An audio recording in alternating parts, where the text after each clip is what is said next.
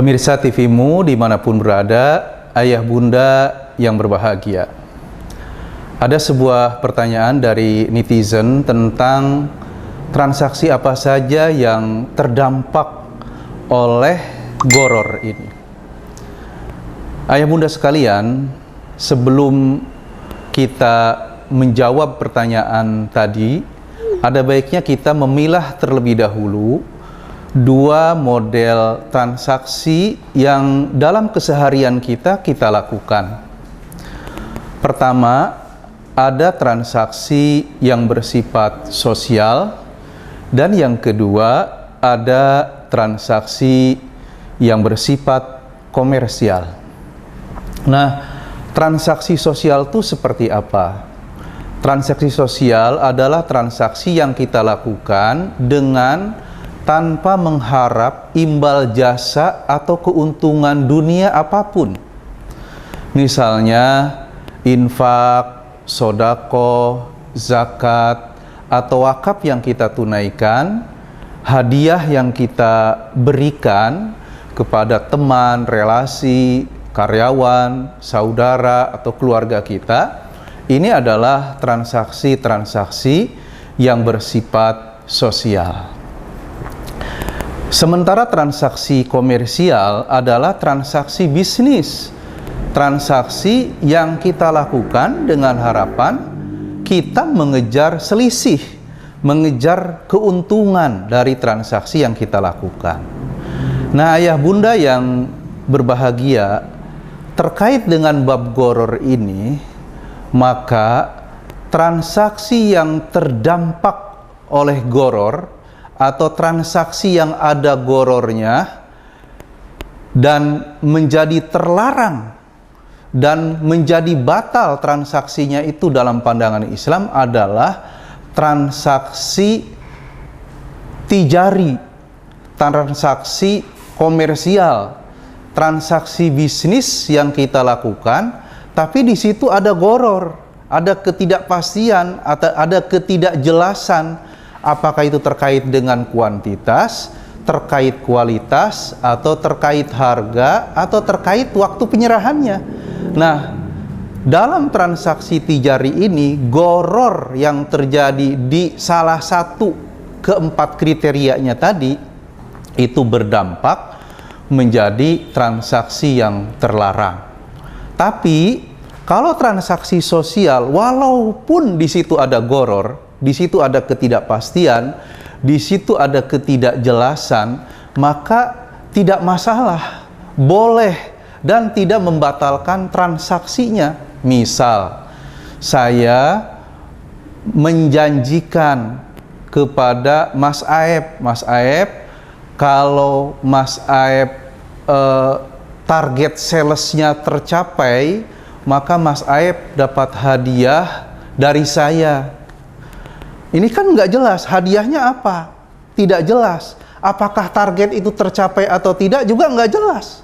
Nggak ketahuan, majhul gitu kalau bahasa Arabnya, nggak jelas.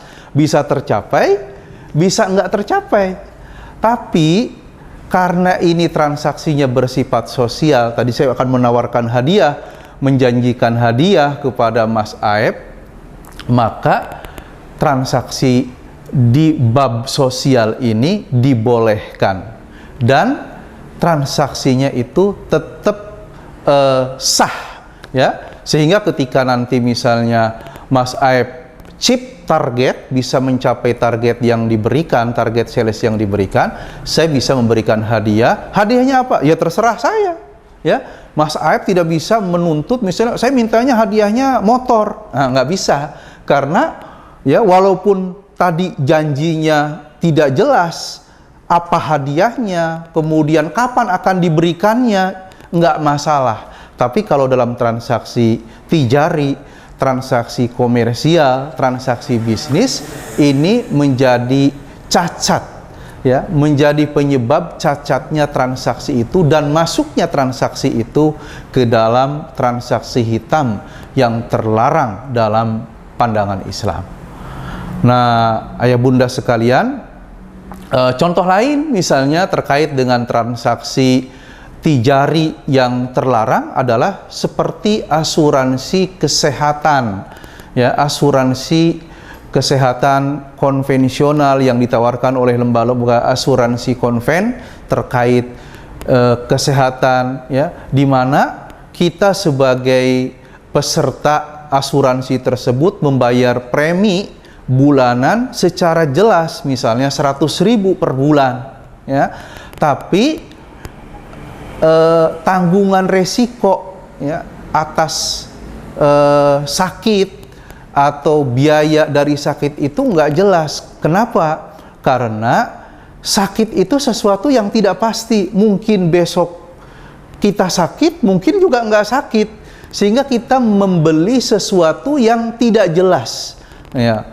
Kuantitasnya nggak jelas, waktu penyerahannya juga nggak jelas, ya kan? Kemudian kualitasnya juga tidak jelas, karena bisa jadi ada orang yang baru bayar asuransi 2 bulan, dia kena sakit kronis, ya, kena sakit yang membutuhkan biaya operasi yang besar, padahal dia baru bayar 2 bulan.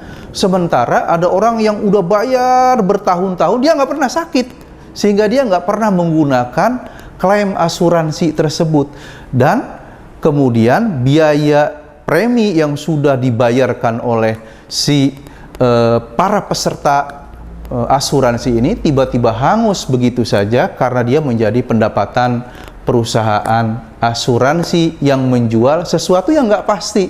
Sakit itu sesuatu yang nggak pasti, kecelakaan sesuatu yang nggak pasti, dan nggak pernah diharapkan oleh kita semuanya. Jadi bagaimana dong supaya asuransi kita itu bernilai syar'i, sesuai dengan pandangan syariat? Maka pola asuransinya harus dirubah dari pola asuransi tijari, bisnis, menjadi asuransi yang bernilai ta'awuni, tolong menolong, ya. Dan tolong menolong itu boleh, misalnya kita sesama anggota majelis taklim ada 100 orang, masing-masing kita urunan, misalnya 100 ribuan, 100.000 kali 100 berarti terkumpullah 10 juta, terkumpul 10 juta. Nah, kemudian kita mensepakati nih, siapapun di antara anggota majelis taklim yang sakit boleh menggunakan uang tersebut untuk biaya kesehatan. Nah, ini dibolehkan. Kenapa? Karena masing-masing peserta sudah mensedekahkan uangnya untuk digunakan oleh siapapun di antara peserta yang sakit. Demikian ayah bunda, dan insya Allah kita akan lanjutkan setelah yang berikut ini.